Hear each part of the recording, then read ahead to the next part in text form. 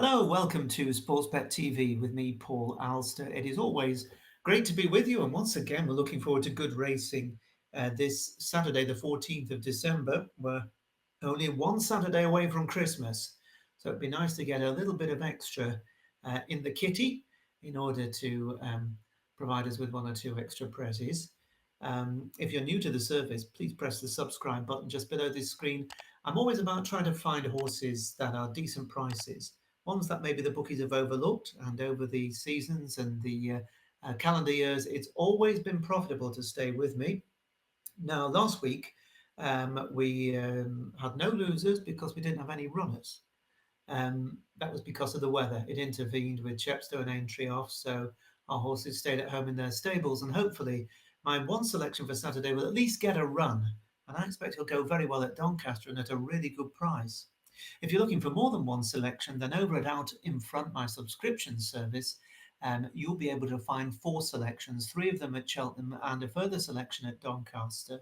And on that service, I cover every weekend, Friday, Saturday, and Sunday. I also cover all the big meetings, whether they're midweek or weekend. I also offer suggestions through the week when I fancy one, but only when I fancy one. Last week, like Sportsbet, most of my horses went on runners, but on the Sunday we had a lovely 12-1 winner in Brittany who won the Borders National at Kelso. Would have been really nice to have you on board for that. If you want to sign up and join us ahead of what's going to be a really busy Christmas period all the way through to New Year in Britain and Ireland, then just click the link in the description box just below this screen and you'll be able to sign up. Alternatively, if you just want to sign up for one day, you can do so. You have your choice, and that's also available through that sign up option. Let me take you to the one race that's interested me for you this weekend, and that is at Doncaster, the 205 on Town Moor, the Bet365 handicap chase. Um, it's good to soft ground. There are 15 runners, and although most of the attention, in fairness, will be over at Cheltenham, where the big race is the December Gold Cup, and I've got a big priced double figure suggestion at Out in Front for that. This is a £50,000 handicap chase, and it's a real quality event. It's attracted a good field, and they include last year's winner Forward Plan, who's trained by Anthony Honeyball. Now, Forward Plan is £12 higher in the weights than when beating Mr. Coffee last December here. He went on to beat Al Dancer at Kempton in February in the old Grade 3 Racing Post Trophy handicap chase. I think it was called the Coral, was it, last season? And he ended the season with a fine third in the William Hill handicap chase at the Aintree Festival. So really good staying handicap, a Forward Plan. He also ran a fine trial for this when he was fourth on his seasonal reappearance in the Grade 3 Badger Beer chase at Wincanton last month, so should make a bold bid to retain his crown. But there are any number of potential dangers. They include the progressive Gaborio for Oliver Greenall and Josh Guerrero.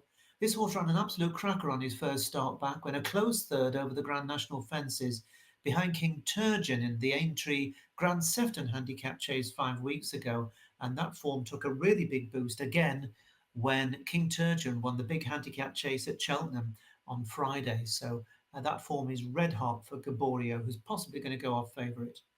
Now, Kim Bailey has won this race twice in the last three renewals, and he runs Does He Know, who actually won the 3¼ mile Grimthorpe handicap chase at this track in March of this year. So there are absolutely no stamina doubts about him. He's also come down the weights and been eased £3 for two fourth-place finishes in good handicap chases at Cheltenham already this campaign. So Does He Know should be really competitive.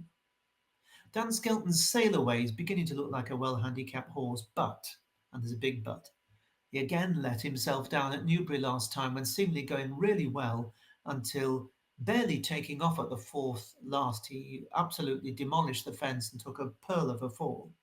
He's not reliable, but he does have the ability to win if he puts in a clear round.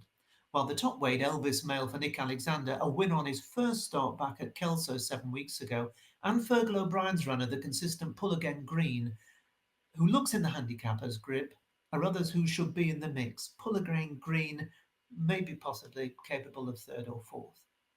My selection, though, well, you remember dear old John McCririck, and he used to rage on often when I was standing next to him at Channel 4.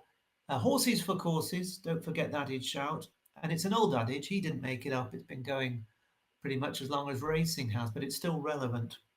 And there's one horse in this race who absolutely loves Doncaster, and that is the Nick Kent trained Erne River, who's the mount of Tom Broughton.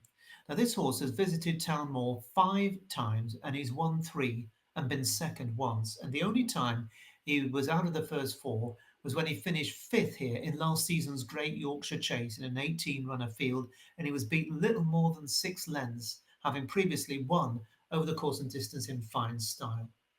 Now, since that Great Yorkshire Chase run, he's pulled up 3 times. So, with a PPP next to his form, most punters wouldn't be rushing in to back him. But let me make the case for him, and then you can decide if you, like me, are going to be backing him on Saturday. 2 of those disappointing efforts, first of all, were at Aintree, which for whatever reason he doesn't seem to run as well as Doncaster. Maybe it's too sharp for him. The other one was on his seasonal reappearance at Bangor, and he looked a bit big and burly, in need of the run, but he did shape well for a long way until he got tired at 3 out and was sensibly pulled up quite quickly. But now he's coming back to Doncaster. He's got his perfect underfoot conditions because he likes good to soft or good ground, and he's off a £2 lower mark than when he won here last December, and that is before Tom Broughton's £5 claim. And Tom's a pretty good conditional rider. There's also the application of first-time blinkers, which often focuses the mind of horses, especially back here. I think this could be a big asset to Erne River, who's available at the time of this recording at a best price 1/8, 18 to 1 each way for 4 places with William Hill. This is a horse with a 60% winning strike rate at the track, and he's 18 to 1. So I think that's a sporting bet. If you can look beyond the 3 pulled ups, then maybe you too will join in having a bet on this horse. If not, then whatever you back, I wish you the best of luck. Remember, if you're looking for advice on other races, check out my out in front suggestions via the link in the description box below this screen. But that's it for this week. The very best of luck, whatever you're backing. I'll speak to you same time next week. Bye for now.